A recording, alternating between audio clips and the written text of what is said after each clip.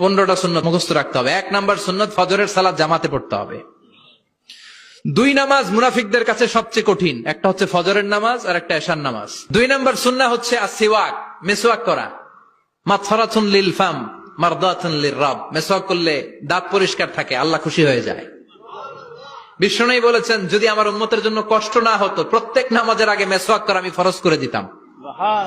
মেসওয়াক ছিল বিশ্বনবীর জীবনের শেষ আমল। এই মেসওয়াক করে বিশ্বনবী শেষ নিঃশ্বাস ত্যাগ করেছেন। বিশ্বনবী বলতেন নি'মা সিওয়াকি আয-যাইতুন ফাইন্নাহু সিওয়াকি ওয়া সিওয়াকুল আমবিয়া মিন ক্বাবলি। জাইতুনের ডালের মেসওয়াক কতই না ভালো, কারণ এটা দিয়ে আমিও মেসওয়াক করি, আমার আগে সব নবীরাই জাইতুনের ডাল দিয়ে মেসওয়াক করেছে। সুবহানাল্লাহ। 3 নাম্বার হচ্ছে দুহুন, তেল মালিশ করবেন। বিশ্বনবী জাইতুনের তেল চুলে আর গায়ে দিতেন। বিশ্বনবী বলতেন ওয়াদাহিনু ফাইন্না ফিত তাদহিনি বারাকাত, তেল খাও, তেল দাও, তেল মালিশ করো, তেলের ভেতরে আল্লাহ বরকত ঢুকাইয়া দিছে। সুবহানাল্লাহ। 4 নম্বরে আত্তিব, জুমার দিনে সুগন্ধি লাগিয়ে যাওয়া সুন্নাত। বিশ্বনবী বলতেন এই দুনিয়ার 3টা জিনিস আমার কাছে সবচাইতে প্রিয়, হুব্বিবা ইলাইয়া মিন দুনিয়াকুম সালাস। 1 হচ্ছে আন-নিসা, নারীদেরকে আমি পছন্দ করি। 2 হচ্ছে আত্তিব, সুগন্ধি লাগাতে আমি পছন্দ করি। বিশ্বনবীর কেউ সুগন্ধি হাদিয়া দিয়েছে, বিশ্বনবী নেয় নাই, এরকম কোন ঘটনা ঘটে নাই। আল্লাহু আকবার। আবার বিশ্বনবী বলতেন আরবাউন মিন সুনানিল মুরসালিন, 4টা সুন্নাত সব নবীদের সুন্নাত। 1 নম্বরে আল হায়া মানে লজ্জা। আরেক বর্ণনা এসেছে আল খিতান মানে সুন্নাতে খাতনা, এটা সব নবীদের ছিল। আর সেওয়াক, সব নবীরা মেসওয়াক করেছেন। আত্তিব, সব নবীরা আতর লাগিয়েছেন। আর নিকাহ, সব নবীরা বিয়েও করেছেন। চিল্লায় পড়েন আল্লাহু আকবার। আর লিবাস আহসানা সিয়াব, সুন্দর জামা পরা। নট নেসেসারি যে নতুন জামা হতে হবে, পুরাতন জামাও ধুয়ে আয়রন করে পরলে একটা সৌন্দর্য আছে না নাই? ইন্নাল্লাহা জামিল ওয়া ইউহিব্বুল জামাল, আল্লাহ নিজে সুন্দর, সৌন্দর্যকে আল্লাহ পছন্দ করেন। এরপরে ইকসারুস সালাহ আলান নবী, বিশ্বনবীর উপর বেশি বেশি দুরূদ পড়া।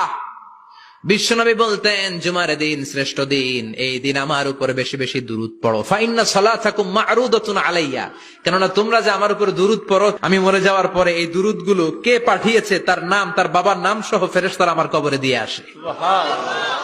সাহাবারা বললেন ইয়া রাসূলুল্লাহ কাইফা সালাতুনা মা'রুদাতুন আলাই, আপনি মরে যাওয়ার পরে আমাদের দুরূদ কেমন করে আপনি দেখবেন? ওয়াকাদ আরিমতা, আপনি তো পচে গলে মাটির সাথে মিশে যাবেন। বিশ্বনবী বলেন ইন্নাল্লাহা হাররামা আলাল আরদি আন তাকুলা আজসাদাল আম্বিয়া, নবীদের লাশকে খেয়ে ফেলা, নবীদের লাশকে পচিয়ে ফেলা জমিনের সব মাটির জন্য আল্লাহ হারাম করে দিয়েছে।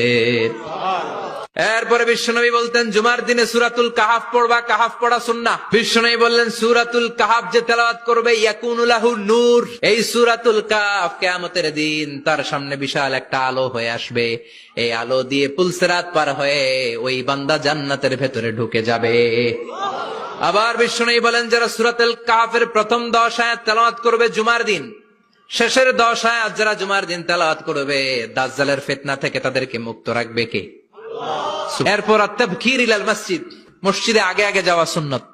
আগে যিনি যাবে উনি কি পাবে? তারপরে গরু, তারপরে বকরি, তারপরে মুরগি, মুরগির পরে ডিম না আন্ডা? আন্ডা। আল মাশিউ আলাল ইকদাম, বিশ্বনবী বললেন হেঁটে হেঁটে জুমার নামাজে যাওয়া সুন্নাহ। প্রতি কদমে কদমে আমলনামায় সওয়াব দিয়ে দিবে কে? এরপরে বিশ্বনবী বললেন আদামু তাখাত্তি রিকাবান নাস, মানুষের ঘাড় ডিঙ্গিয়ে সামনে না যাওয়া সুন্নাহ। অনেকে জুমার দিন আসে সবার শেষে বসতে চায় সামনে, এরকম ডাকাইত আছে না নাই? বিশ্বনবী জুমার খুতবা দিচ্ছেন, হঠাৎ এক সাহাবী সব সাহাবীর ঘাড় ডিঙ্গিয়ে ডিঙ্গিয়ে সামনে আসতেছে বুলেটের মতো। বিশ্বনবী বললেন থামো, এজেলেস, বসো মিয়া, ফাকাদ আযাইতা ওয়া আনাইতা, আসছো দেরি করে আবার মুসল্লিদেরকে কষ্ট দিচ্ছ। যেখানে জায়গা পাবেন ওইখানে বসবেন, মানুষের ঘাট ডিঙ্গিয়ে সামনের কাতারে যাওয়া এটা ঠিক না। এরপরে বিশ্বনবী বললেন দুখুলুল মসজিদে রাকাতাইন, জুমার নামাজের দিন মসজিদে ঢোকার পরে 2 রাকাত পড়া সুন্নাত। কয় রাকাত? 2 রাকাত।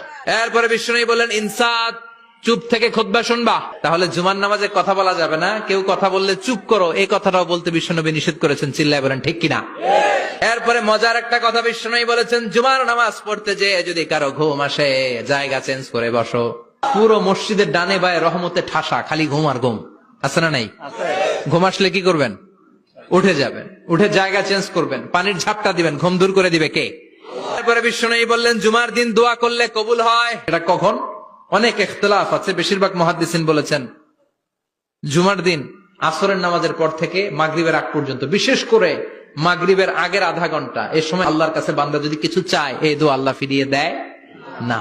এই 15টা সুন্নাত আমল করা যাবে তো? সবাই রাজি?